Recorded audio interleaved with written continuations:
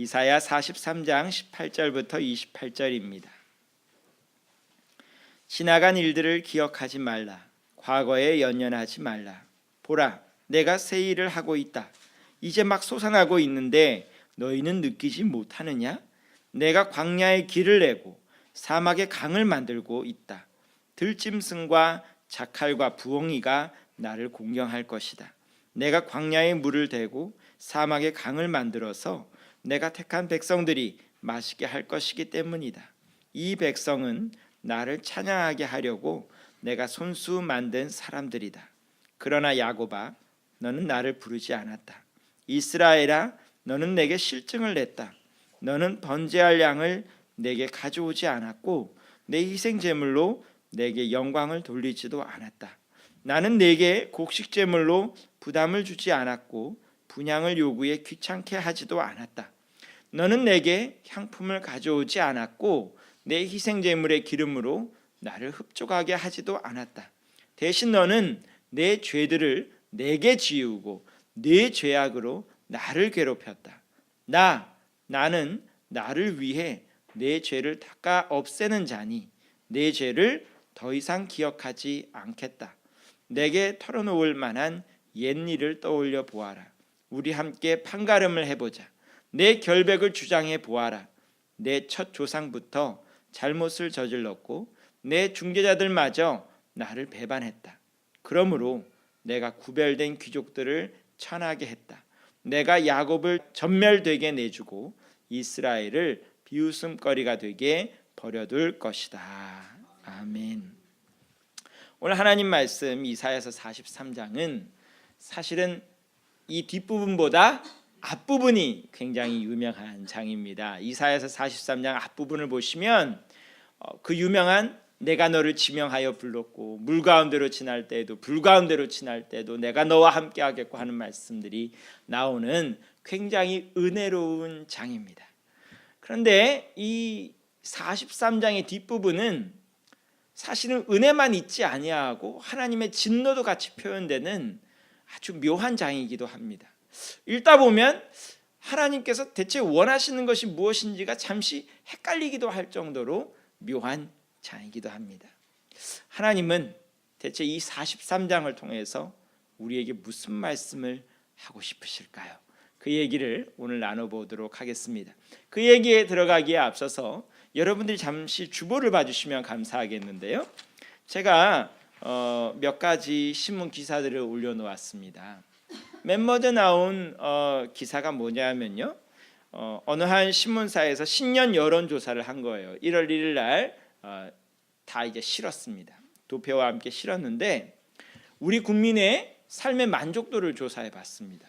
보니까 어때요? 우리 국민들이 자기 삶에 만족하고 있는 것 같아요? 아닌 것 같아요?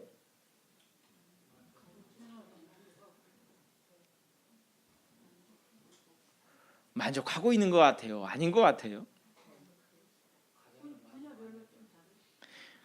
보면요, 가정생활 같은 경우에는 절반 이상이 만족한대요. 그리고 문화 여가 생활만 하더라도 불만족보다 만족이 훨씬 더 크고요. 그러면서 보통 차지하는 것까지 합해버리면 압도적인 다수가 만족하고 있다고 볼 수 있습니다. 직장, 학교 생활, 사회생활만 하더라도 역시 만족이 불만족보다 크고요. 한 가지 경제적 여건에 있어서만은 불만족이 만족보다는 큽니다. 그럼에도 불구하고 보통이 차지하는 게 거의 절반 가까이 되기 때문에 보통을 어떻게 해석하느냐에 따라 이 도표는 완전히 다르게 읽혀질 수 있습니다. 어쨌든 이 도표만 놓고 얘기할 때 우리나라 국민들은 대체적으로 삶에 만족하고 행복하게 지낸다고 얘기할 수가 있습니다. 그런데요, 곰곰이 우리 자신을 다시 한번 돌아볼까요? 정말 만족하고 행복하십니까? 아니면 거꾸로 우리나라 지표들 나오는 거 보면 단군 이래 최대의 가계빚을 지고 있고 그야말로 온 나라 경제와 문제들 따지고 놓고 얘기하면 굉장히 암울한데도 불구하고 어떻게 우리나라 사람들이 이렇게 스스로 만족하고 행복하다고 느끼면서 사는 걸까요? 이상하지 않습니까? 불만이 가득해야 정상일 것 같은데 어떻게 이렇게 만족할까요? 우리나라 사람들 성품이 바뀐 걸까요? 갑자기 감사하는 민족이 된 건가요? 대체 왜 그럴까요? 그런데요, 저는 그 답을 엉뚱한 데서 찾을 수 있었습니다. 엉뚱한 데서 찾은 게 뭐냐면, 이건 1월 1일 날 나온 기사고요. 며칠 전 12월 27일 2014년도 12월 27일에 나온 기사에 이런 기사가 나왔습니다. 책을 소개한 기사였는데요, 제목이 뭐냐 하면 희망이 없어서 행복한 일본의 젊은이들. 뭐 때문에 행복하다고요? 희망이 없으니까 행복하대요. 우리가 보통 상식적으로 생각하기에는 희망이 있어야 행복한 거 아닌가요? 그런데 되려 희망이 없으니까 행복하대요. 이게 대체 무슨 얘기일까요?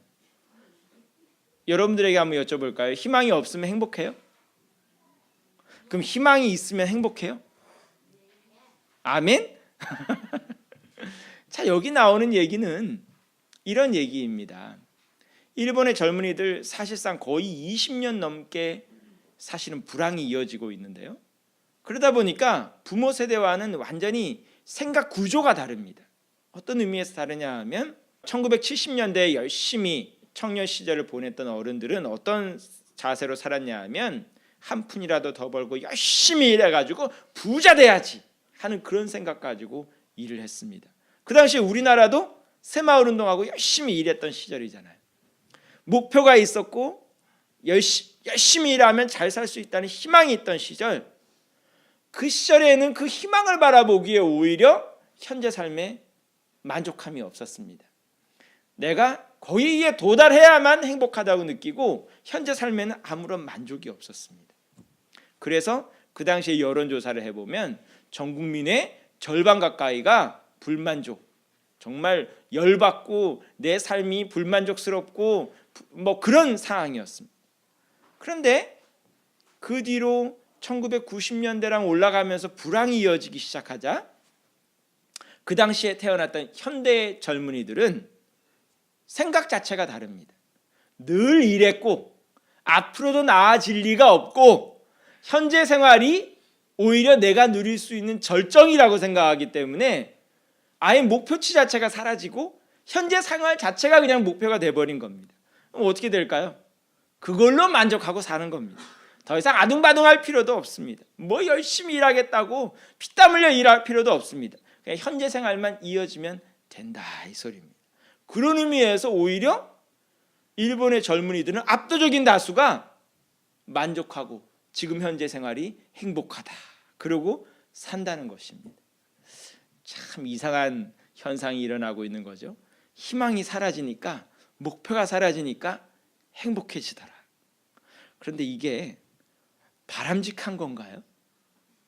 여러분은 어떻게 생각하세요?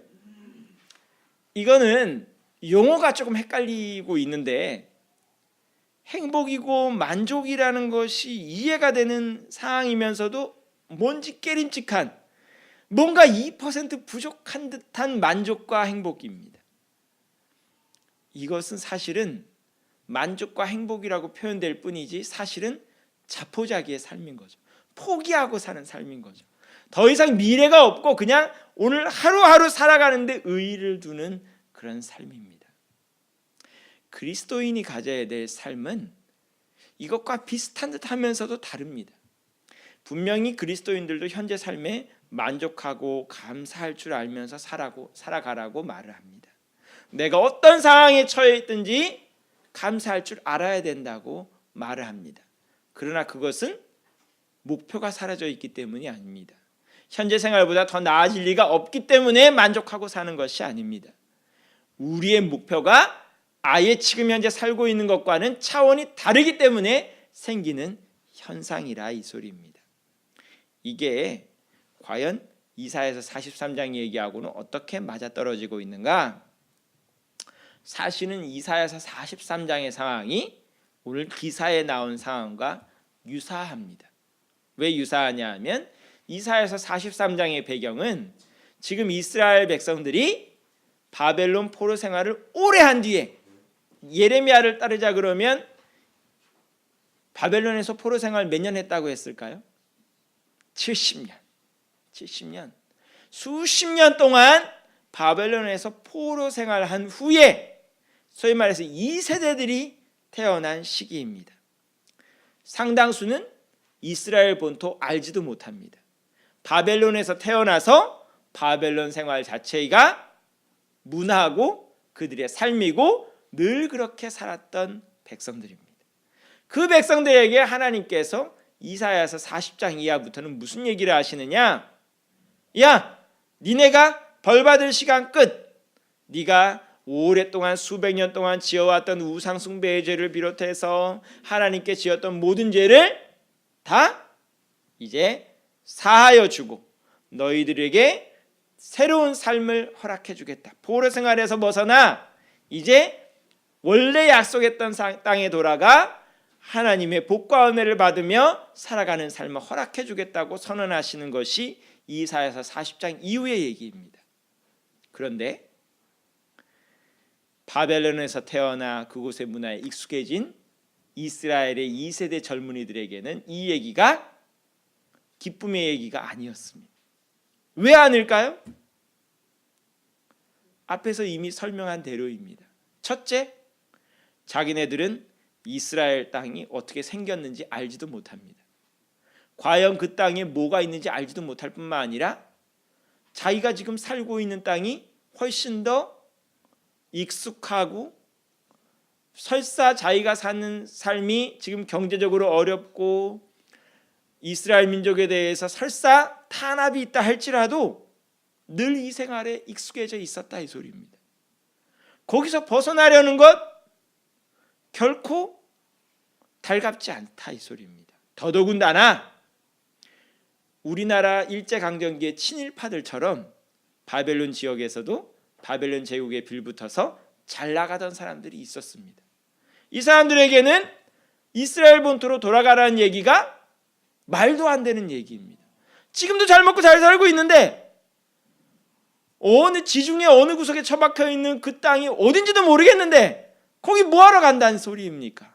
그것도 오늘처럼 포장이사가 있는 것도 아니고 그야말로 수레 끌고 걷고 해가지고 1000km 가까이를 걸어가야 되는데 말이 1000km지요. 부산에서 서울 올라오는 거리도 500km가 채 안 됩니다. 그런데 1000km라니요. 알지도 못하는 땅에 아브라함 못지않은 믿음이 있어야 된다 이 소리입니다. 아브라함에게도 하나님께서 뜬금없이 어느 날 나타나셔서 뭐라 그러셨다고요? 너는 네 집안 몽땅 다 떠나서 아버지와 친척집 다 떠나서 내가 내게 지시할 땅으로 가라. 그 땅이 어딘데요? 그냥 가. 여러분 같으면 가시겠어요? 하나님 그건 아니지요. 그건 아니고 정확한 좌표를 가르쳐 주시고 아가씨 음성을 들어야 되니까 내비게이션 주소를 칠 수 있도록 뭔가 좌표를 주고 가라고 하셔야죠. 지금 이 이사야서 43장 상황은 이스라엘 백성들에게는 아브라함의 믿음이 요구되는 상황입니다. 가라니요. 지금 잘 나가고 있는데 잘 먹고 잘 살고 있는데 왜 가야 된단 말입니까? 오히려 버티기 작전에 들어가야 될 상황이다 이 소리입니다. 현재 생활에 굳이 이 생활 자체가 만족하고 행복스럽지 않다 할지라도 하나님께서 제시하시는 그 길이 지금보다 더 나아진다는 보장이 없기 때문에 하나님 말씀 자체를 믿기가 어렵기 때문에 오히려 지금 생활이 더 만족하고 행복하다고 우기는 상황이다 이 소리입니다. 바벨론에서 더 큰 희망과 목표가 있어서가 아닙니다. 지금 현재 그대로만 살아도 괜찮다고 우기고 있는 그런 상황이다 이 소리입니다. 그래서 43장에서는 하나님께서 계속 이스라엘 백성들에게 하시는 말씀이 출애굽 당시의 얘기를 해줍니다. 모세를 통하여서 이스라엘 백성들을 애굽의 종노릇 하던 데서 이끌어내신 하나님의 얘기를 계속해 줍니다. 내가 그때에 그래서 이사야서 43장에 물 가운데로 지날 때에도 불 가운데로 지날 때에도 얘기가 나오는 겁니다. 너희가 홍해를 만났을 때에도 내가 홍해 가운데 길을 내었고 너희들로 다 통과하게 하였다. 오늘 말씀 보면 사막에 강이 흐른다는 얘기가 딴소리가 아니라 사막에서 모세를 통해서 반석에서 샘이 솟게 하시고 강이 나오게 하신 그 사건 얘기를 말씀하고 있는 것입니다. 또한 길을 내신다는 의미도 같은 의미입니다. 광야에 길이 있어요? 광야에 무슨 길이 있어요? 오늘 제 뒤에 현수막에도 물론 광야 그림이 이 사막하고는 조금 다릅니다. 그렇지만 근본적인 길이 없는 상황은 비슷합니다. 사막의 길이 어디 있어요? 바람을 슉 지나가면 발자국도 다 없어집니다. 늘 새로운 길입니다. 광야 길은 이 정도는 아니지만 그래도 이정표가 있고 좌표가 있는 것도 아닙니다. 그냥 막막한 길입니다.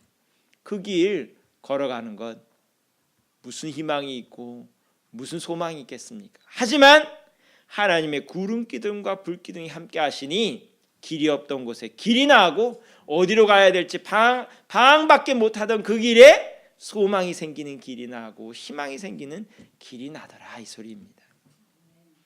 오늘 하나님께서는 출애굽의 그 상황을 설명하시면서 내가 이스라엘 백성들 40년 동안이나 이끌었던 그 상황 설명하시면서 나를 믿고 따라오라고 말씀을 합니다. 그래서 이스라엘 백성들에게 뭐라 그러세요? 내가 새 일을 행하겠다라고 얘기를 하는 겁니다. 지금 현재 이스라엘 백성들에게는 이 일이 새 일인 것입니다. 과거 일, 옛날 일은 지금 오히려 현재 살고 있는 그 일이 과거의 일이고 옛날 일입니다. 하지만 하나님께서 이끄실 새 일은, 만들어내실 새 일은 바로 막막한 광야길도 지나고 사막도 지나고 강도 지나지만 주님의 약속의 땅에 이르는 새로운 길이 될 것이라고 말씀을 합니다. 하나님의 말씀을 못 따르겠다고 하는 자들 중에는 이런 얘기도 합니다. 우리가 이 바벨론 땅에 와 있는 이유 자체가 하나님께 벌을 받아서 와 있는 건데 우리 이 땅에서 그 전보다 더 낫게 신앙생활을 한 것도 없는데, 참고적으로 바벨론 땅은 우상이 넘쳐나는 땅입니다. 그곳에서 태어난 이스라엘 2세대들이 부모 세대보다 신앙이 더 좋았을까요? 신앙이 더 좋았을 가능성이 별로 없습니다. 대체 여기서 맨날 배운 건 마르둑 섬기고 이스탈 섬기고 그런 이방 신들 섬기던 것뿐이었는데 여기서 하나님 말씀 제대로 배운 적도 없고, 그리고 하나님의 성전은 구경도 못했고 제물도 제대로 드리지 못했고 이런 삶을 수십 년간 살았는데 하나님의 약속의 땅에 이르러서 오히려 하나님 앞에 더 큰 벌을 받으면 어떡해요? 여기에 대해서 하나님께서 해주시는 말씀이 뭘까요? 25절 말씀 뭐라고 할까요? 나는 나를 위해 내 죄를 닦아 없애는 자니 내 죄를 더 이상 기억하지 않겠다. 너의 부족함 걱정하지 마. 그것조차도 내가 다 감당해 줄게. 대신 뭐만 해? 너는 나를 믿고 따라오기만 해 하는 것이 오늘 하나님의 말씀입니다. 2015년을 여는 우리 반석영광교회 성도 여러분, 하나님은 여러분에게도 새 일을 행하시겠다고 말씀합니다. 여러분의 사막 가운데도 길을 내시고 강을 내시고 오늘도 황량한 그곳에 오아시스가 터져 나오게 하시고 여러분 삶에 새로운 소망과 능력이 생기게 하시겠다고 말씀합니다. 그러나 문제는 뭘까요? 우리가 현재 생활에서 꼼짝하기 싫어합니다. 현재 우리가 살고 있는 이 삶 자체가 좋사오니, 꼭 베드로가 변화산상에서 예수님께 했던 말씀처럼 이곳이 좋사오니 라고만 말할 뿐 우리의 삶도 우리의 생각도 우리의 행동도 우리의 말도 조금 더 변함없이 살아가려고 버티고 있지는 않습니까? 2014년도 2015년도 숫자가 바뀌면 무엇합니까? 여러분의 삶과 생각과 말과 행동 모든 것이 똑같은데 숫자 바뀌는 건 아무런 의미가 없습니다. 2015년 바뀌려면 숫자가 바뀌어야 되는 것이 아니라 우리의 마음이 바뀌어야 되고 우리의 생각이 바뀌어야 됩니다. 여러분의 생각이 주님께서 열어주시는 세계를 향하여 열릴 수 있기를 원합니다. 2015년도 지금까지는 하나님의 말씀 못 붙들고 살았을지라도 다시 한번 하나님의 말씀 붙들고 주님 앞에 무릎 꿇을 수 있는 시간 되기를 원합니다. 2014년도에 기도 제대로 하지 못했습니까? 2015년에는 기도하는 결심을 한번 해보시길 원합니다. 2014년도 말씀을 가까이 하지 못했습니까? 2015년에는 말씀을 가까이 해보시기 바랍니다.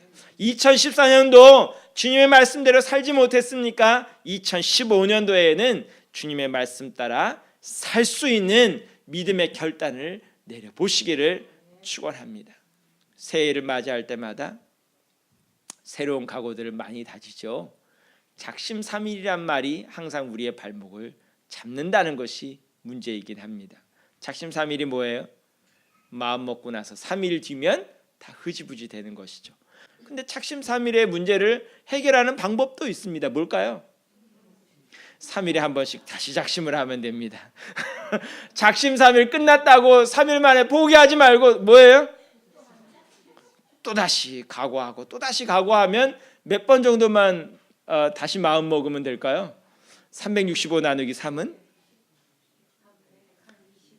120번 정도만 다시 각오를 하면 새해처럼 살 수 있습니다. 우스갯소리처럼 말씀드리는 거지만 그리스도인의 삶은 넘어졌다고 거기서 끝나는 게 그리스도인의 삶이 아닙니다. 넘어지면 또다시 일어서고 넘어지면 또다시 일어서면 됩니다. 왜요? 하나님은 여러분의 죄를 없애주신 하나님이시기에 그 하나님 믿고 다시 일어나십시오. 2015년도 지금 결심한 것이 3일 뒤에 무너질지라도 다시 일어나시고 다시 일어나셔서 2015년에는 하나님께서 약속하신 그 거룩한 땅, 약속의 땅, 복의 땅에 곧 이를 수 있는 하나님께서 여시는 새 길을 경험할 수 있는 여러분들이 될 수 있기를 간절히 축원합니다. 기도하겠습니다.